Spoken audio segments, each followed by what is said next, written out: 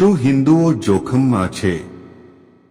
સનાતન ધર્મે કેટલા આક્રમણો સહન કર્યા છે અને આટલા આક્રમણો સહન કર્યા પછી પણ તે કેવી રીતે ખીલી રહ્યો છે? મિત્રો, સનાતન ધર્મનો ઇતિહાસ માત્ર સોનેરી પાનાઓનો નથી, તે લોહી, બલિદાન અને સંઘર્ષની કથાઓથી ભરેલો છે. 8મી સદીથી ભારત પર વિદેશી આક્રમણો શરૂ થયા. મુહમ્મદ બિન કાસિમે 712 AD માં સિંધ પર હુમલો કર્યો.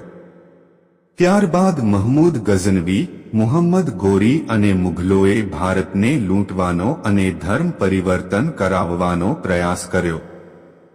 સોમનાથ મંદિરને 17 વખત લૂંટવામાં આવ્યું, પરંતુ દર વખતે હિન્દુઓએ તેને ફરીથી બનાવ્યું.